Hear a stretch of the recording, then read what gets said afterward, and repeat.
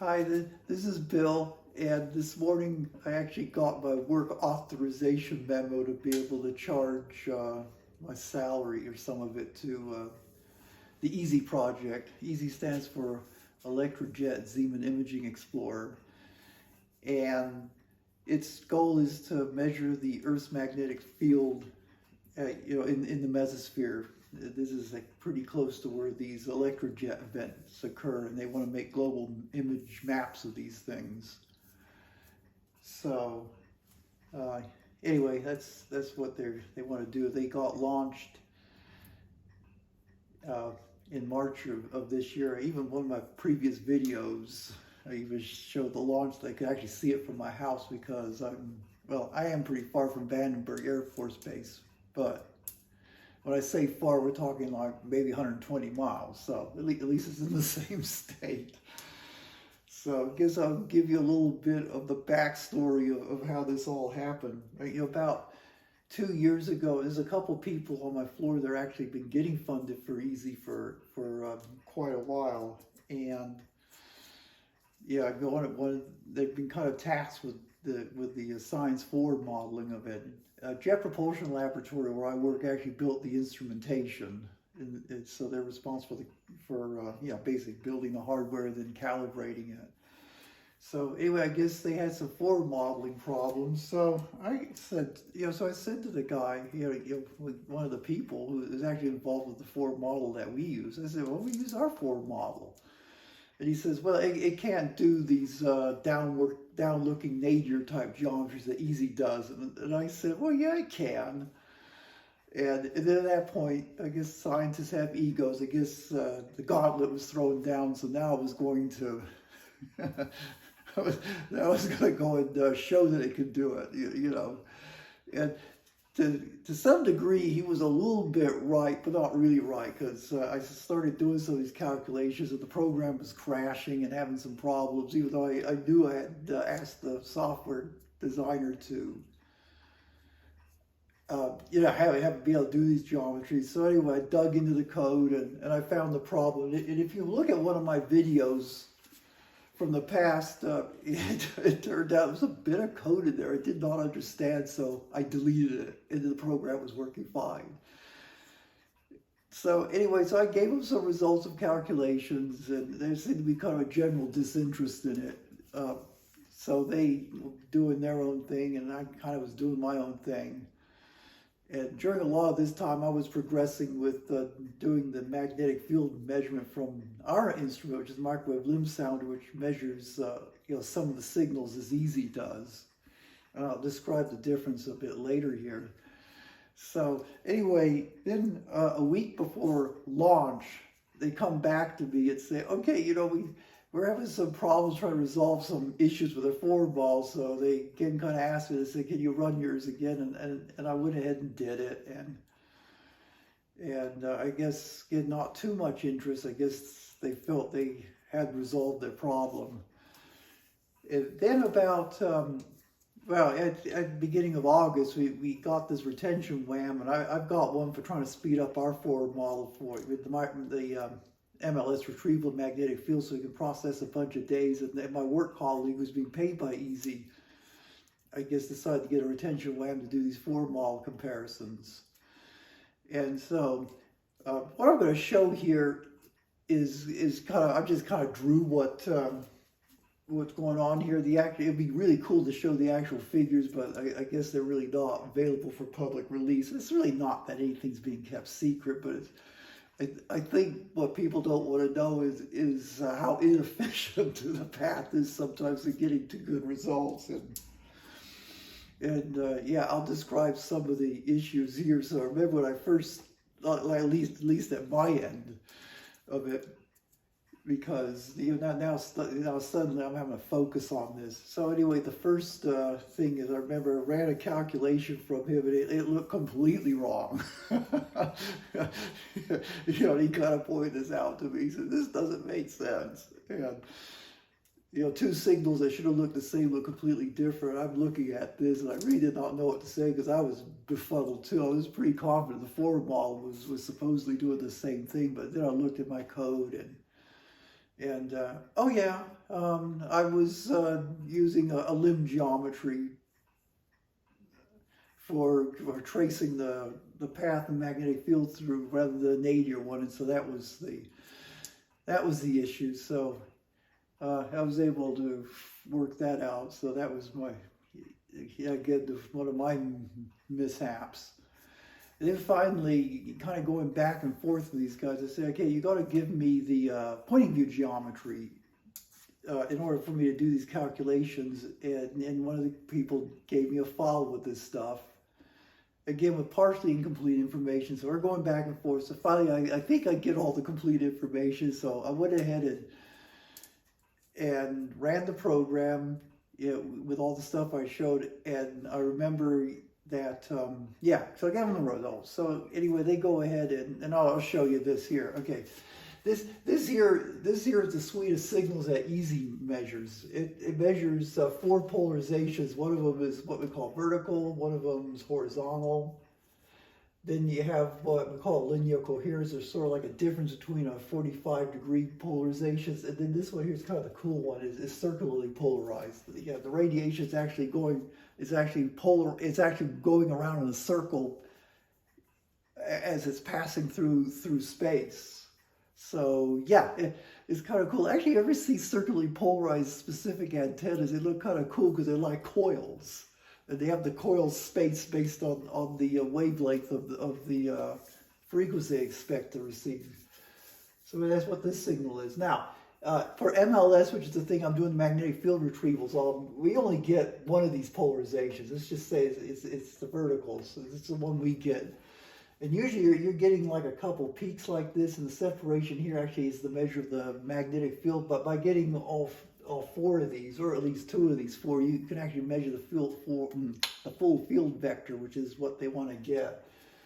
Now, MLS does have another radiometer that can measure this polarization in addition to this one, and it was put on the instrument. It's a backup, in case the one radiometer failed. But we can operate both at the same time. We have done it very periodically, and of course, right now I'm pushing hard to say let's have them both on so we can do a better measurement with MLS, in what will be its waning months, and also support the EASY projects. So I mean, this now becomes a political decision, because in order to have that radiometer off, another measurement has to be basically turned off, which is actually measuring carbon monoxide in the upper stratosphere. But I'm not that interested in that measurement. I think this was more cool. So this is the politics. We're going back and forth to, I guess it's decided or when, I think we will turn it on at some point. But yeah, it's that becomes a political decision. So anyway, Tuesday of last week, okay, I give what I think is final debug result, and so we go ahead, we do these comparisons. And at that point, the APL, or this ArtsForm model, this is the one that my work colleague's using, and I guess the one APL's using, looks generally better in some cases, but not all cases. And the MLS model it's not bad, but it's not, it had some problems too. And we're having a meeting about this because we have to give presentations next week, and my work colleague is going to give the presentation on this. And so so he's showing where we are, and and at that meeting I said, well, I know we still have a geometry error. I kind of kept stressing that, and the reason why I knew this was because in this file this work colleague gave me had the ray trace for what they're doing in their calculation, which I believe is the way EASY's pointing. And when I calculated the location on Earth where my ray trace would put 80 kilometers versus what their ray trace did, it was a different spot in the Earth. So I said, I know there's a geometry problem in here still. I mean, so I'm not sure. So again, it shows how inefficient sometimes it can be to get to these results. So on Tuesday night, I got a revelation that said, oh, I think I know how to extract the geometry from the ray trace he gave me rather than from the information he gave me. And that was the subject of the previous videos, how I did that. And then I showed how different it was. is so anyway. So Tuesday night, I ran off. There were like 12 calculations they want, so I ran all 12 off. And I told my work colleague, I said, try these. I said, because I think this has got the geometry right. And so, yeah, this is what happened. So anyway, now we can talk to the figures here. Again, the easy signal, as they measure the satellite, is in the red, all these panels. The open source signal model that they're using, or what we call forward model, is in the green. And as you can see, here it's doing pretty well, here it's doing pretty well. Here, this is what they call the Stokes 3, or these two cross polarized, completely awful. And on the circularly polarized, it's not getting the line shape correct in the center here. And the same problem is for this view. This is the 45-degree view, and this is the minus 45-degree view. Again, awful here. It's doing a bit better here, but it's got weird features here that are not matching the red signal. And here you can see the green is not really matching this polarization well, and it's even got some problems even on this polarization. And then we put the MLS forward model down, put the right geometry, and you can see it's nailing all of this stuff. It was amazing, and of course that was when the instrument scientist was walked into the office while we're meeting there on Wednesday before lunch, and oh, this guy was like so happy because he's been grinding hard to try to get the instrument calibration, which is basically producing the red line here. And I know that he and my work colleague, who's working with this open source forward model, they've been trying to reconcile it. And it like suddenly this like totally validated that guy's work. And oh yeah, he was happy. And it was at that point he said that, yeah, EASY should be paying you for this. And that's when I said, yeah, that would be nice. So yeah, I mean, look at this. I mean, as the other two guys, one guy, he was blown away by this too. And yeah, he was said, yeah, no, this is fun. I said, yeah, it is. So I guess I'm good at algorithms. I guess that's the bottom line. Maybe that's the only thing I'm good at. And it's kept me a job. I guess for me it's such satisfaction because I worked on this or developed this forward model back in 1987. I was even looking at some documents in my office because we might get laid off, and I've been thinking about what I may have to clear out. And so anyway, yeah, it was where it started there. And so now, I guess the issue is how to go forward. They're supposedly at the middle of October, it's supposed to be gearing up for like full-time regular production. So I don't know what this means. I mean, they probably can get the total magnetic field from the model they have now, because all you really have to do is measure the split in these two lines here, or in here, on these polarizations. And they're getting all these polarizations. You can ignore the rest, and or of course you can get the field from the split here, but you can pretty much ignore the rest and probably do okay. But whether you're going to do it at 200 nanotesla level, that's questionable. But yeah, I think that now they really should be willing to move heaven and earth to use the MLS forward model. But I say it gave me such gratification to think that all this work that I did, approaching 40 years ago is actually working and got it right, because we've never been able to test it like to this degree before, because as I said, the microwave limb sounder normally was only measuring one polarization and sometimes a two, and it was doing a good job fitting those radiuses, but we never saw what it would do on these more trickier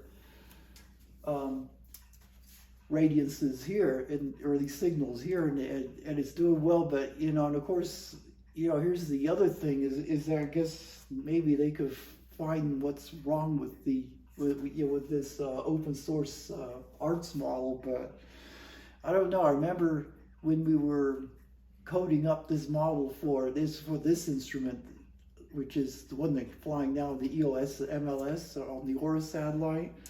there was a bug in there, and actually I was able to find it. And the bug wasn't anything to do with the math of the algorithm. It turned out the way this program had coded it is that he found he could save a lot of computational time by selectively zeroing out numbers in temporary use arrays rather than doing what I would have done. I would just set the whole thing to 0 and call it done. But I looked at the code in quite a bit of detail, just sampling it, and saw that it was not zeroing, it was not refreshing the matrix completely. And of course, that's what happens. A calculation, do one calculation, then it zeroes out, does another calculation, but it wasn't zeroing out all the right elements. So there was contamination building up. So when I tested it, I did the brute force thing. I said, after each calculation, I said, zero the whole thing out, and then it worked. It fixed the bug. But these are pretty subtle things. And then of course I told the software engineer, I said what I'd done, and then he went back and I guess he figured out how to zero it out quick, properly, so that way you get the speed back into the program. But these are the subtle things that happen, and that's probably maybe something like this in this arts, this open source software. But I don't know. I didn't write the code, I didn't sign the code. Apparently I was been told that it does not use the same algorithm or approach that we're using in our code, so it's not like you can break it down in pieces and check intermediate results, because they're not gonna, it's not this, you're not checking the same stuff. So anyway, yeah, I don't know, this was amazing to me. And of course the word's kind of gotten around like wildfire at JPL, people involved with Easy, because they were really struggling with this issue here, whether it was a calibration problem or if it was a Ford model problem. And I think the general thinking was that it was a calibration problem until this week. And I feel badly for the guy who's working on this, because he kind of was a little upset when he saw this. He said, "Yeah, we should have checked out these models before launch." And he was really going on about that. And and I didn't know what to say. Because I've been sort of willing to help them, but really until we got this retention fund money to do this, there kind of was a general disinterest. It felt that what they had was working, and I guess I made maybe an inappropriate comment, but I said I get the feeling that I'm talking about the guy who's managing this whole project. I said I feel that this is his first rodeo with the satellite project, and I guess the instrument guy said, "Oh no," he says he's been involved on other satellite projects. I said, "Oh, okay," because I had an amazing my first boss, it was Joe Waters, who got these instruments sold, and so I learned a lot on how he goes about these projects. And it definitely is not the way this one's has been done. And I shouldn't judge, obviously, because you can get to the same good result many different ways, and so I'll just leave it at that. But yeah, I guess, as I say, I think I've learned a lot from Joe Waters on how to do this, and I know I would have not gone, it would not have gone the way this was done, and I put my trust in Joe. I think it would have been better managed, and they wouldn't have been in quite this mess right now. So anyway.